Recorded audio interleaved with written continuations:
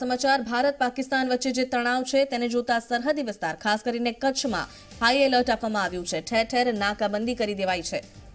તો બીએસએફ સહિત તમામ એજન્સી જે અત્યારે તપાસમાં લાગી રહી છે અને સઘન સુરક્ષા વ્યવસ્થા ગોઠવી દેવામાં આવી છે। ખાસ કરીને દરિયાકાંઠો જ્યારે આટલો મોટો છે કચ્છમાં અને સાથે પાકિસ્તાની બોર્ડરની આસપાસ પણ સુરક્ષા સઘન કરી દેવાઈ છે। બીએસએફ સહિત નેવીને પણ એલર્ટ રહેવા કહેવાયું છે। તમામ વિસ્તારોમાં રાઉન્ડ ધી ક્લોક પેટ્રોલિંગ થઈ રહ્યું છે અને ખૂબ જ સઘન ચેકિંગ હાથ ધરવામાં આવ્યું છે। જે રીતે પાકિસ્તાન હુમલો કરી શકે અને આતંકવાદી હુમલાની પણ દહેશત છે તેને લઈને સમગ્ર વિસ્તારમાં હાઈ એલર્ટ।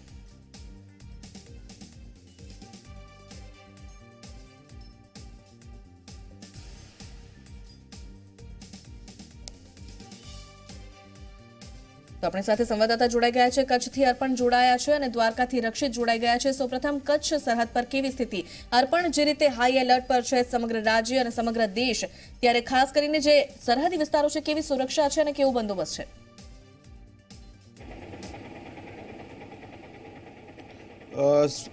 સુરક્ષા અને બંદોબસ્તની વાત કરીએ તો જે દિવસે ભારતીય વાયુસેનાએ પાકિસ્તાનમાં જઈને હવાઈ હુમલો કર્યો તે બાદથી જ સમગ્ર દેશમાં હાઈ એલર્ટ આપી દેવામાં આવ્યું છે અને ગઈકાલે સતત 24 કલાક સમગ્ર જે કચ્છ જિલ્લો છે તેના સરહદી વિસ્તારમાં ફર્યું।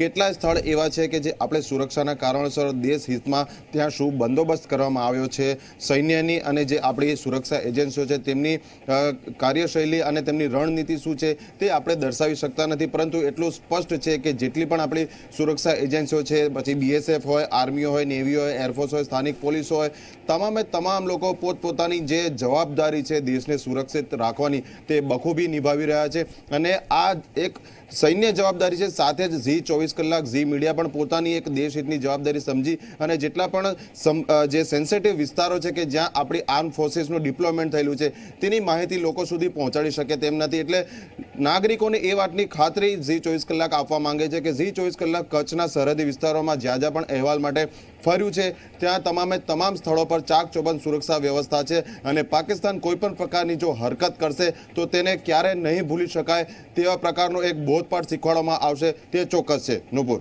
બિલકુલ, અમુક કારણોસર આપણે સુરક્ષા વ્યવસ્થા વિશે વાત તો નહીં કરી શકીએ, પરંતુ લોકોને ચોક્કસ આશ્વાસન આપણે આપી શકીએ કે સુરક્ષા બિલકુલ સઘન છે। આ સાથે કચ્છમાં જે માહોલ છે તે પણ કેવો છે, ખાસ કરીને સ્થાનિકોમાં કેવો ભય છે અને કેવો માહોલ લોકોમાં?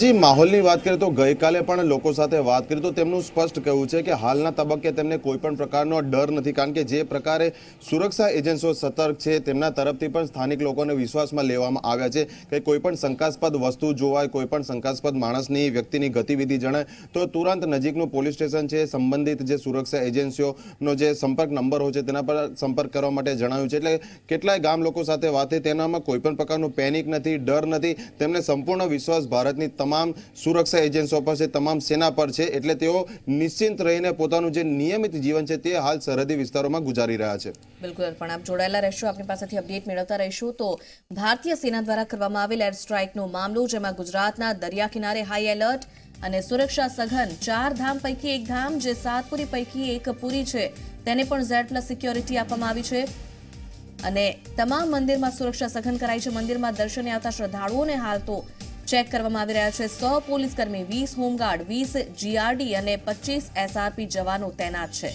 તો મંદિરની સુરક્ષા બિલકુલ સઘન। દ્વારકાથી રક્ષિત આપણી સાથે જોડાયેલા છે, તેમની પાસેથી વધુ માહિતી મેળવીએ।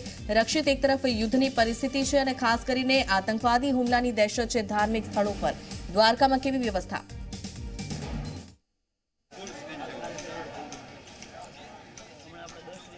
ચોક્કસી નુપુર, જે પ્રકારે વાત કરવામાં આવે તો ગુજરાતની અંદર જે હાઈ એલર્ટ આપવામાં આવ્યું છે અને તેની અંદર પણ જે પ્રકારે વાત કરીએ પાકિસ્તાનથી નજીક વિસ્તાર કહી શકાય તેવો દરિયાઈ કિનારો અને જે ખાસ કરીને સૌરાષ્ટ્ર અને કચ્છનો વિસ્તાર છે ત્યાં આગળ સુરક્ષા છે તેની અંદર વધારો કરવામાં છે। દરિયાઈ વિસ્તારની અંદર છે તે મરીન પોલીસ દ્વારા રાઉન્ડ ધ ક્લોક પેટ્રોલિંગ કરવામાં આવી રહી છે। તો સાથે જ જે પ્રકારે જેટલા પણ મંદિરો છે, પ્રખ્યાત મંદિરો છે, તેમની ઉપર પણ સુરક્ષા છે તે કરવામાં આવી રહી છે। અત્યારે આપણે ઝી 24 કલાકની ટીમ છે તે દ્વારકા ખાતે પહોંચી છે, ત્યાંના દ્રશ્યો પણ બતાવવા માંગીશું કે જે પ્રકારે દ્વારકાનું સુરક્ષાનું આ જે જગત મંદિર છે તે Z+ સિક્યુરિટી તો ધરાવી જ રહ્યું છે. તેની અંદર હાલના સમય છે તે 100 જેટલા પોલીસ તેમજ 20 હોમગાર્ડ, 20 GRD અને 40 જેટલા કહી શકાય જે GRDના જવાનો સાથે 25 જેટલા SRPના જવાનો છે તે અહીં આગળ સુરક્ષા છે તે કરી રહ્યા છે. સાથે જ જે પ્રકારે સોમનાથ મંદિરની અંદર જે NSG કમાન્ડો મૂકવામાં છે તે જ પ્રકારે દ્વારકા મંદિરની પણ સુરક્ષાને ધ્યાનમાં રાખીને બ્લેકેટ કમાન્ડોને અહીં આગળ મૂકવામાં આવે તેવી શક્યતા છે તે હાલના સમયે સેવાઈ રહી છે. અત્યારે જે પ્રકારે દ્વારકાની અંદર મંદિરે દર્શનમાં આવતા જે શ્રદ્ધાળુઓ છે તેમની સુરક્ષાને પણ ધ્યાનમાં રાખવામાં આવી રહી છે. જે પણ લોકો અહીં આગળ દર્શન માટે આવતા છે તમામને છે તે અહીં આગળ ચેકિંગ કરવામાં આવતું હોય છે. તે લોકોની છે તે ઝીણવટપૂર્વક તપાસ છે તે કરવામાં આવતી હોય છે. અને આપણી સાથે અત્યારે અહીંયા મંદિર ખાતેથી પોલીસ PSI આપણી સાથે જોડાયેલા છે, જાડેજા સાહેબ. તેમની સાથે વાત કરીએ. સાહેબ, કયા પ્રકારની આખી મંદિરની અંદર સુરક્ષા રાખવામાં આવી રહી છે અને કઈ કઈ વસ્તુનું આની અંદર ધ્યાન છે તે રાખવામાં આવી રહ્યું છે? અત્યારે SRPના જે LMG અને જે ઇન્સાસ રાઇફલ છે, ઓટોમેટિક હથિયાર છે, એની સાથે ને 24 કલાક માટે ઉપરની 3 જગ્યાએ LMGના પોઈન્ટ લગાડે છે. નીચે હરેક 4 જે ગેટ છે, જે ભંડાર ગેટ છે, મુખ્ય દરવાજા અને 56 ગેટ, અને એ જગ્યા ઉપર 4 જગ્યા ઉપર હથિયારધારી SRPના રાઉન્ડ ધ ક્લોક 24 કલાક માટે રાખેલા છે. એની ઉપરાંત જે GRD અને SRD અને લેડીઝ મહિલા જે પોલીસ કોન્સ્ટેબલ છે એ પણ એમની સાથે લાગ્યા. પોલીસના પણ માણસો સાથે છે. જે મેઇન ગેટ છે, 56 સીડી છે, 2 જગ્યાએ ઝીણવટભરી તપાસ કરી કે નાની ચૂક કરી અને કોઈ પણ મંદિરને સુરક્ષાને અડચણરૂપ થાય એવી કોઈ પણ ને સુરક્ષાને ધ્યાને રાખીને હરેકને ઝીણવટભરી તપાસ કરીને બધાને પ્રવેશ આપવામાં આવે છે. ખાસ કરીને જે પ્રકારે મંદિરની તો સુરક્ષા ધ્યાનમાં રાખવામાં આવી છે, પરંતુ સાથોસાથ શહેરી વિસ્તાર છે, દરિયો કિનારો પણ નજીક છે. કયા પ્રકારનું આખું આયોજન છે તે દ્વારકા પોલીસ દ્વારા કરવામાં આવી રહ્યું છે?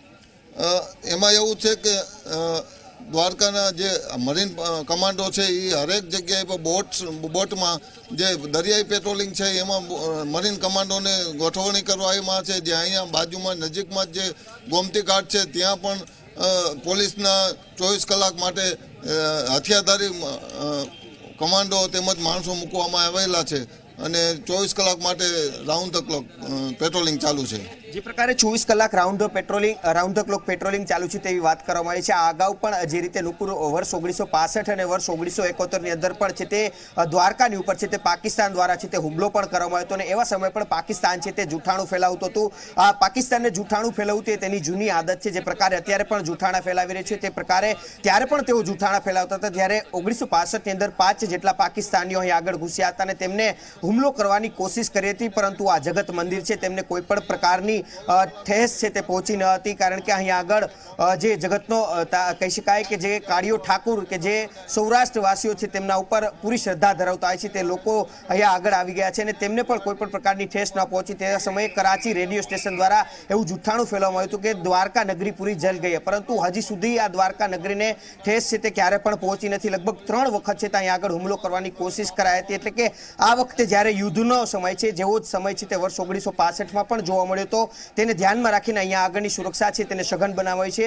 દરિયા કિનારેની અંદર તો રાઉન્ડ ધ ક્લોક પેટ્રોલિંગ કરવામાં આવી રહ્યું છે, પરંતુ સાથોસાથ જે પણ રસ્તાઓ છે ત્યાં આગળ પર પેટ્રોલિંગ કરવામાં આવ્યું છે. ત્યાં પણ આગળ ચેકપોસ્ટ ઉપર છે તે હાઈવે ઉપર ચેકિંગ છે તે પણ કરવામાં આવ્યું છે. એટલે કે કહી શકાય કે સૌરાષ્ટ્રનો જે વિસ્તાર છે ત્યાં આગળ જે કોઈ પણ લોકો છે તે એ રીતે આવી ન શકે ને જે સુરક્ષા છે તે સઘન બનાવી છે. લોકોને પણ એક અહેસાસ છે તે 24 કલાક કરાવી રહી છે કે સૌરાષ્ટ્રનો જે દરિયા કિનારો છે તે અત્યારે સુરક્ષાની અંદર છે અને લોકોને કોઈ પણ રીતે ડરવાની જરૂર છે તે અહીં આગળ લાગતી નથી.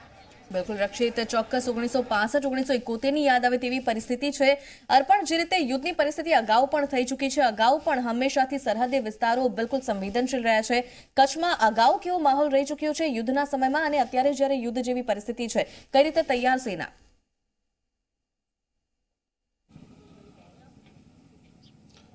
જી, સેનાના પ્રશ્નના જવાબમાં આપને જણાવો કે સેના સંપૂર્ણ તૈયાર છે. શું તૈયારીઓ કરવામાં આવી છે તે આપણે ડિસ્ક્લોઝ કરી શકતા નથી, પરંતુ આપનો જે પ્રશ્ન છે 1991ના માફ કરશો 1971ના યુદ્ધ સમયે અહીંનો જે કેવો માહોલ હતો, તો ગઈકાલે જ Zee 24 કલાકે અહીંનું જે સરહદી ગામ છે તે પૈકીનું એક કપુરાસી ગામમાં સ્થાનિક લોકો સાથે વાત કરી હતી. તેમને પોતાનો અનુભવ વર્ણવ્યા હતા કે 1971ના યુદ્ધ સમયે પણ અહીંના જે લોકો છે તે સતત આપણી તમામ જે સેના છે તેના ખડે પગે હતા, કારણ કે જે યુદ્ધનો મોરચો હતો તે પૂર્વી પાકિસ્તાન એટલે કે બાંગ્લાદેશ તરફનો હતો, પરંતુ જે પ્રકારનું ટેન્શન હતું તે સમયે તેને લઈને તમામ જે નાગરિકો હતા અહીંના તે ખૂબ જ સતર્ક હતા, સૈન્યને તમામ પ્રકારની મદદ પૂરી પાડતા હતા.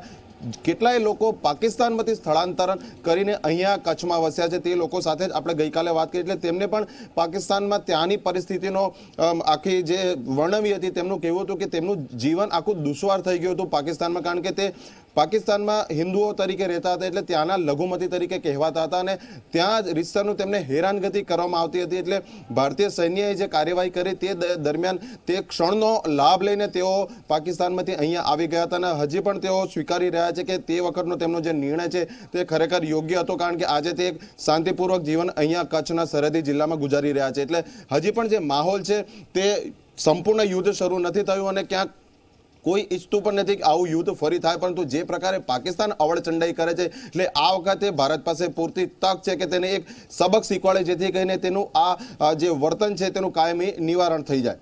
બિલકુલ આભાર આપનો રક્ષિત, આપનો પણ આભાર. અપડેટ આપણી પાસેથી લેતા રહીશું.